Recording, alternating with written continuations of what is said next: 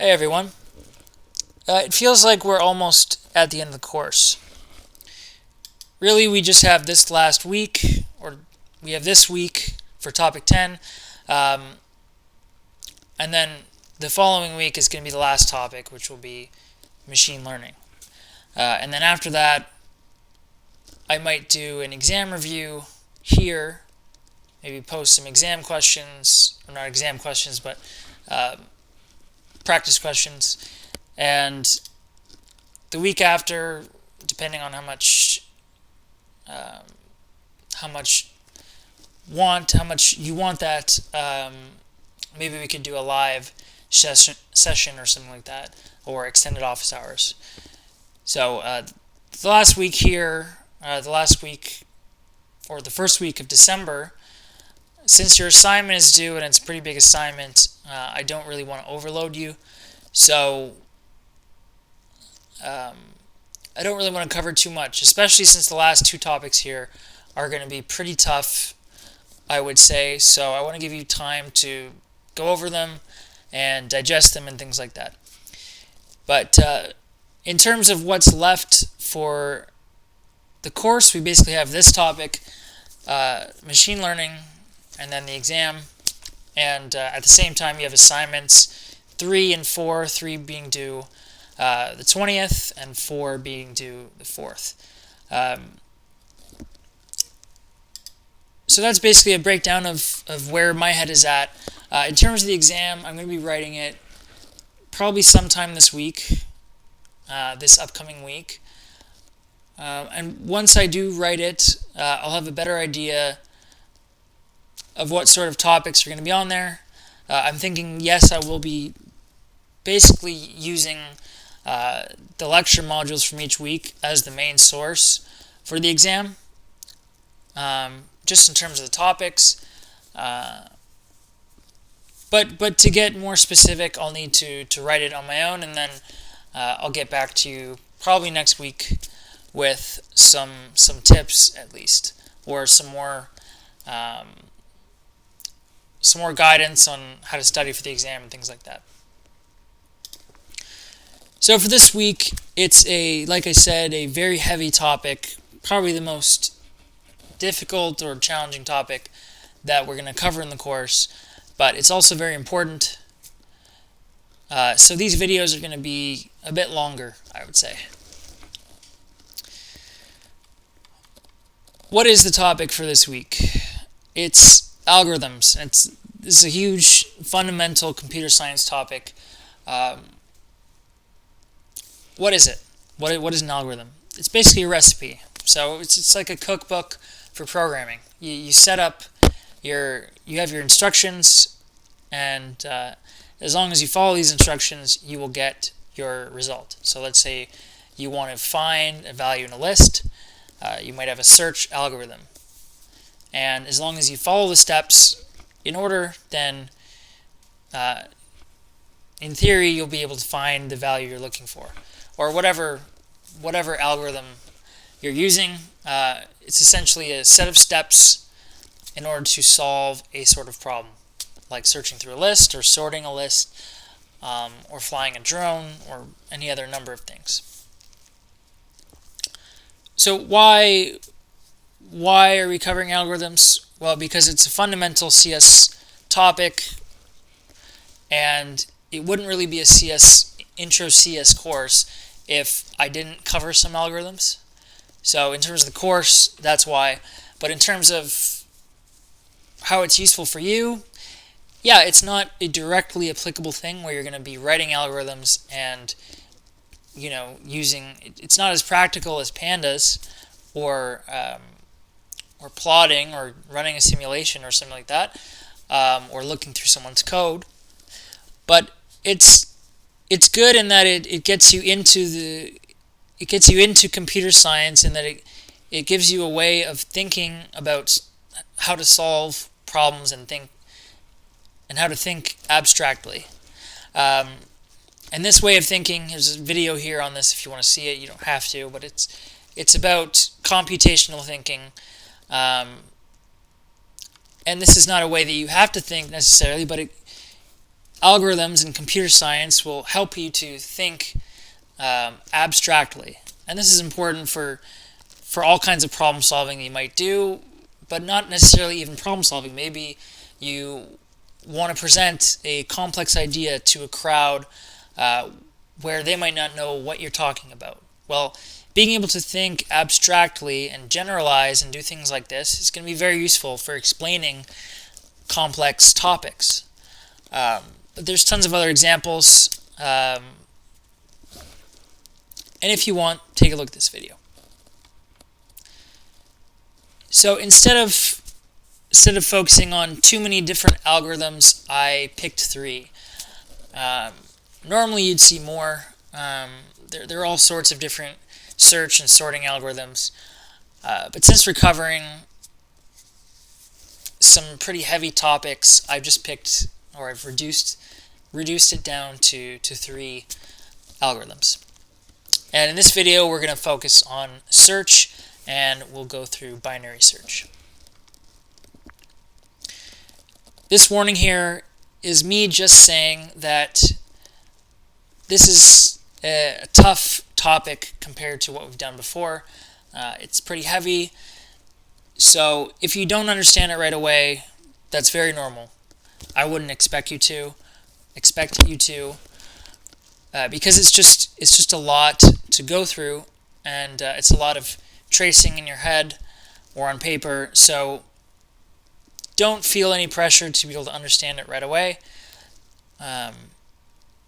This material is going to be on the exam, but I'm not going to ask you to write the algorithm.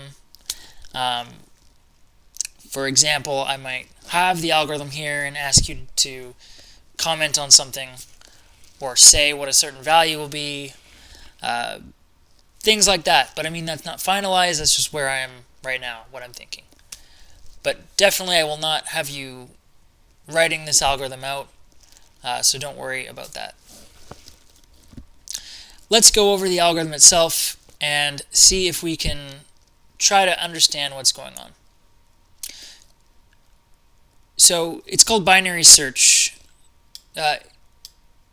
Why binary? Because the idea is we take a list, and it has to be sorted, and we're splitting it into 2 parts. Binary, in this case, meaning 2 parts.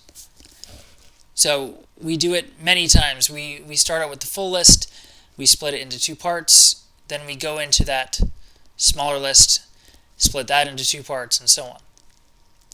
But let's actually go over the code and try to, maybe we'll record the variables as we go through it.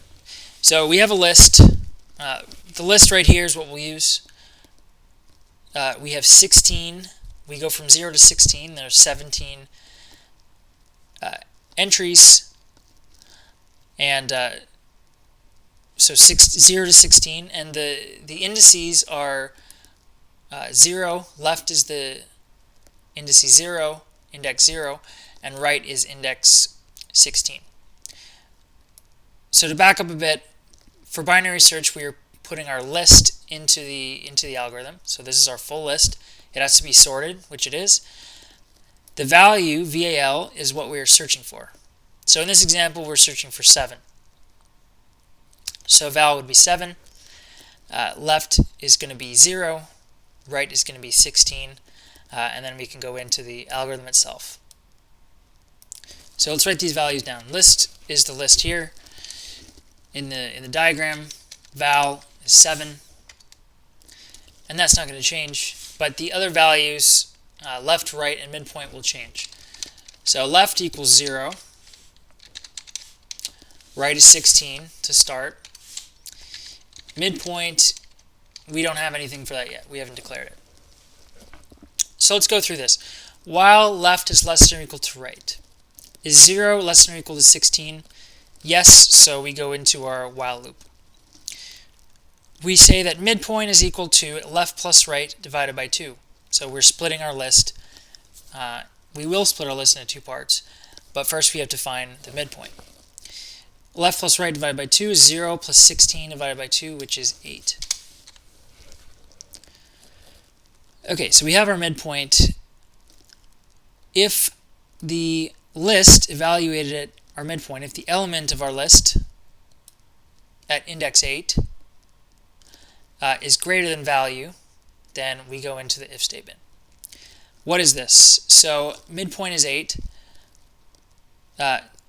List at index 8 is 14. So is 14 bigger than 7, which is our value? Is 14 bigger than 7? Yes. So we go into this if statement. We then say right equals midpoint minus 1. So right was all the way over here. Now right becomes this midpoint, which was 8 minus 1. So it's 7.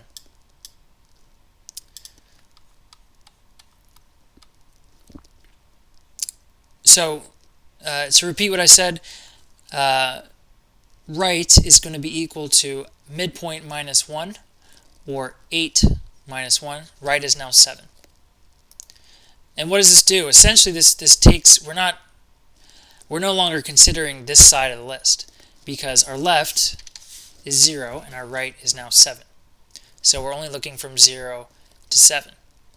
Midpoint is still 14, but that's just because we haven't re-entered the loop and adjusted our midpoint, because that doesn't really make sense for the midpoint to be outside of the range between left and right.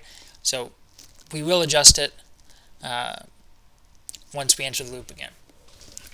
So we're now here, and we're not going to go into this else if because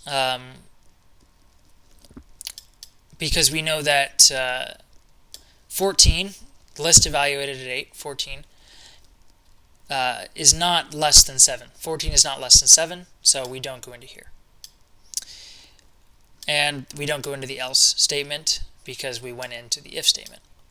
So we go back into the loop. Is left less than or equal to right? Is 0 less than or equal to 7? Yes. So we recalculate our midpoint to be left plus right divided by 2, 0 plus 7 divided by 2. Now this part is really up to how you implement your algorithm. You could either round down or round up. In the case of this diagram, they decided to round down. So 0 plus 7 divided by 2 is 3.5. If we round down, then the midpoint is 3.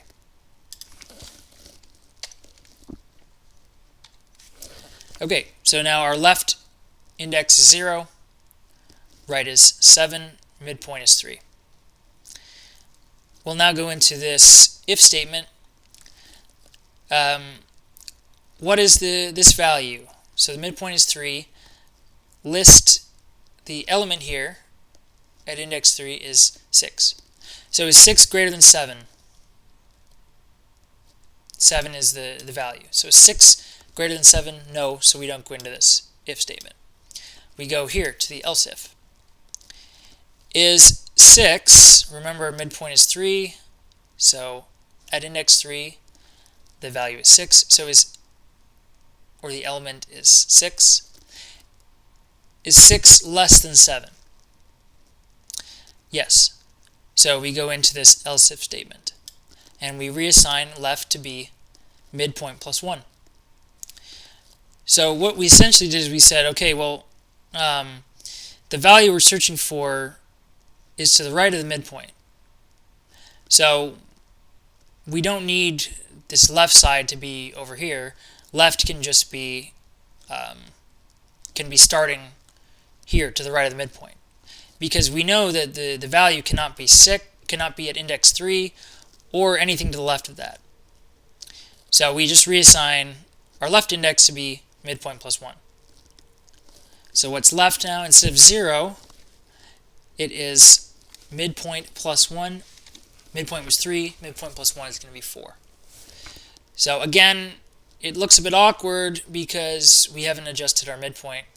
Our midpoint is now outside of our range. So our new list, we're going from 4 to 7, and our midpoint, which hasn't been updated, is 3. And it's looking good so far because we're looking for 7, and we know that this is within our new list just by looking at it. And that's fine for now, but when you have a bigger list, or when you can't look through it like this, then this example is good just to check that it's working. But anyways, let's continue. So we were here. We adjusted left to be midpoint plus 1, which is 4. We don't go into this else statement, and we go back, re-enter the while loop. Do we actually go in? Well, is left less than or equal to right? Is 4 less than or equal to 7? Yes. We recalculate midpoint to be 4 plus 7 over 2, and we round down. So midpoint is going to be 5.5 divided by, or not divided by 2, 5.5 rounded down, which is 5. How do we get 5.5? It was left plus right, 4 plus 7, divided by 2, equals 5.5, and we round down to 5. So 4 is the left, right is 7, and 5 is the midpoint. Let's go into our if statement. What's the value at the midpoint? It's 8. Is 8 bigger than 7? Is 8 bigger than 7? Yes. So we go into here and we say right, instead of 7, is now going to be updated to the midpoint minus 1. Midpoint was index 5, so we subtract 1 to get our new right index, which is now 4. So our left and right index are the same, and you can see that we will eventually arrive to the answer, but we're just going to finish the algorithm. So right is now equal to 4, midpoint is still 5. We don't enter this, and we don't enter this else statement. Why don't we enter this again? Well, let's just check. List evaluated at midpoint was 8. Is 8 less than 7? No. So that's why we don't enter this. And we don't enter the else statement because we've entered the if statement. We go back to the loop. Is 4 less than or equal to 4? It is. It's equal to 4. Left is equal to right, so we do enter the loop. And we say midpoint is equal to 4 plus 4 over 2, which is 4. So now we have left, midpoint, and right are all at the value 4. So the list at value 4, or at index 4, is 7. So is 7 greater than 7? No. Is 7 less than 7? No. So otherwise, we return midpoint, which was 4. And that's our answer. So 4 is the index of our search. So we gave it a value, and we wanted to see where is this value? We're searching for the value. Where is it? In this case, what is the index? And we're returning the index, which is 4. So if that was a lot, feel free to go over it on your own. You could do this way, or you could do it with pen and paper. But don't feel too overwhelmed, because it should definitely take you a few tries to sort of wrap your head around this sort of thing. So just make a note of that.